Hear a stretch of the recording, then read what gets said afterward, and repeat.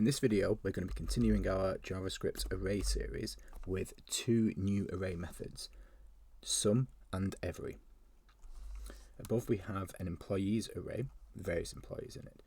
So we're going to use the sum to determine whether some people are on holiday. As you can see, we have on holiday as a key. This is false. On holiday is true for Tim. So const on holiday is equal to employees dot sum employee, and simply return employee dot on holiday is equal to true. So overall, what's going to happen is if there is at least one employee that on holiday is true, that they're on holiday, the dot sum is going to return true. It's going to return a boolean value, and the variable sum on holiday will be true.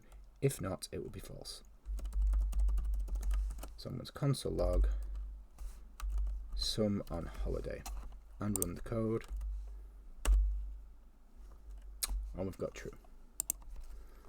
Now for every,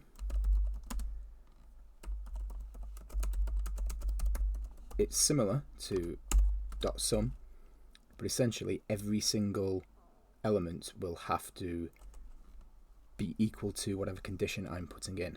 If that is the case, it will return true, and every one holiday, that variable will be true. If not, it will be false. Employees dot every employee return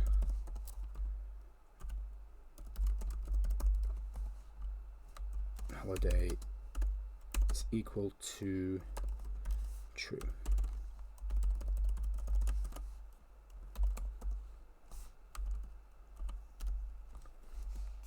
And I'm going to run the code again. As you can see, we get false. So for .every, this condition will have to be true for every single element. So thank you for taking the time to watch this video. I'll see you in the next one where we will continue JavaScript array methods. If you want any more videos on it, please check out this playlist. And thank you and goodbye.